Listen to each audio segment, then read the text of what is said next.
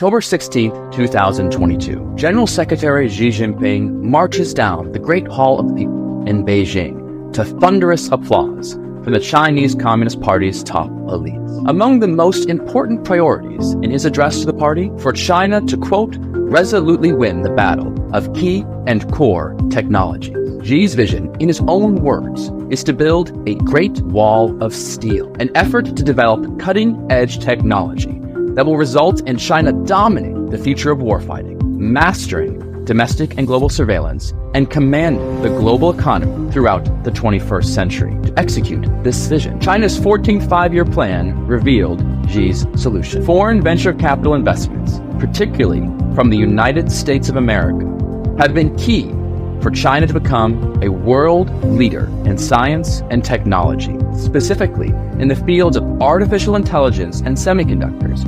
U.S. venture capital firms have financed Chinese companies that serve as core building blocks in Xi's Great Wall of Steel and acutely threaten our own national security. U.S. venture capital firms have invested in Chinese companies that both created dangerous People's Liberation Army weapon systems and developed Orwellian technologies that have enabled the CCP's totalitarian surveillance state and human rights abuses. Last July, the Select Committee launched a bipartisan investigation to sound the alarm on these troubling investments and craft policies to prevent American dollars from subsidizing the Chinese Communist Party's malign measures.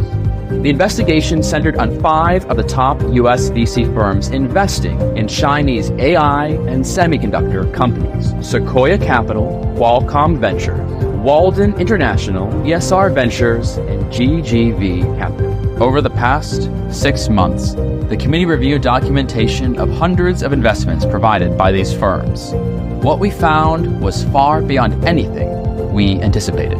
Our findings reveal that these 5 funds alone invested at least $3 billion into Chinese companies that supported the PRC's military, enabled China's human rights abuses, and allowed this rival nation to develop its own semiconductor sector, an industry that the CCP sees as vital to its authoritarian goals. That includes more than $1.9 billion into PRC AI companies and $1 billion into over 150 PRC semiconductor firms. These investments have financed the development of some of the most threatening Chinese national security capabilities. Examples include companies like 4Paradigm, which created AI for the Chinese military's autonomous weapon systems, BGI, which collects genetic data from Americans that it then uses for research with the Chinese military, and semiconductor chips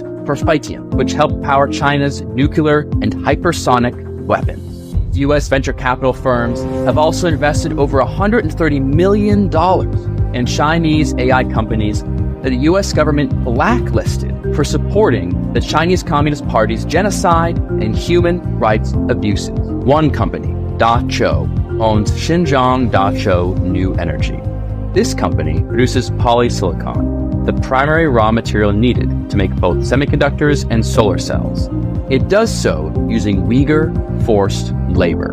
Another, IntelliFusion, created facial recognition technology that's used in Xinjiang as part of the ongoing genocide. Sequoia Capital even put over $1 billion into helping CCP-controlled firm ByteDance, TikTok's parent company, expand overseas. Not only has ByteDance partnered with the Chinese Ministry of Public Security to crack down on internal dissent within China, but according to the FBI in sworn testimony, it has the ability to control the software on millions of Americans' devices through TikTok. These billions in U.S. investment do not only come from the pockets of wealthy venture capitalists. Average American families are unwittingly contributing as well. All 5 firms that the Select Committee investigated have U.S.-based investors, limited partners that include institutional entities like university endowments, family offices, and pension funds. While they may not know it, Americans whose retirement accounts are invested in these 5 venture capital firms are contributing part of their hard-earned paycheck to it furthering the Chinese Communist Party's authoritarian ambitions. And American venture capital firms have brought far more than just money to the table. The greatest assets that venture capitalists offer are know-how and networks. Coupled with their checkbooks, these 5 venture capital firms provided Chinese AI and semiconductor companies with expertise, global networks, reputational benefits, and access to global talent. Without these critical U.S. investments, would the CCP have been able to build world-class semiconductor and AI sectors in China? Because the Select Committee only reviewed 5 venture capital firms investing in 2 specific sectors, our investigation merely scratched the surface of the danger that American investment into Chinese industry poses to our national security. This danger comes in the form of 3 main threats. First, U.S. venture capital finances the production of weapon systems designed to kill Americans and advance China's war-fighting capabilities.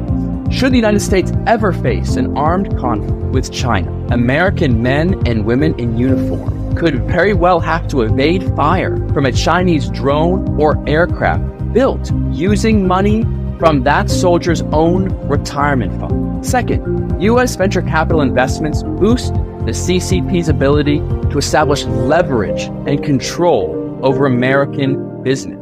Over the course of our investigation, multiple U.S. firms expressed apprehension about cooperating with the bipartisan Select Committee. They were afraid, they said, of CCP retaliation. Some even experienced outright intimidation. One firm told us that its personnel in China were, quote, scared to death about providing basic fund information because of potential repercussions. These findings show the CCP already has the ability to hold major American executives and companies hostage.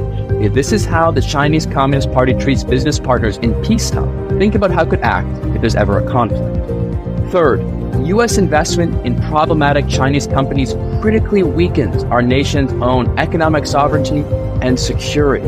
Flush with funding from U.S. venture capitalists, Chinese AI and semiconductor companies now possess robust technological capabilities and industrial capacity. If we continue on our present course, instead of seeing innovation championed by American companies, we will instead witness the CCP and their state-sponsored firms gaining control of critical technologies that will drive the next century of economic growth. Imagine a world where Xi Jinping alone can dictate the flow of the world's most advanced semiconductors, or control AI software powering global banking, perhaps even your child's favorite social media app. This is a fast-approaching dystopia that we need to avoid. So, how can we stop Xi's dream from becoming our nightmare? The Select Committee's report makes 2 key recommendations and outlines the steps to get them done. First, Congress must restrict U.S. investment in entities tied, directly or indirectly, to the Chinese military, to its forced labor program, or its ongoing genocide. Second, Congress must codify restrictions on U.S. investment in areas related to China's critical and emerging technologies, military capabilities, and human rights abuses. We must act now and stop fueling our own destruction. In following these 2 recommendations, Americans will not only safeguard our economy and national security, but champion human dignity, fundamental rights, and the livelihood of millions here at home and around the world.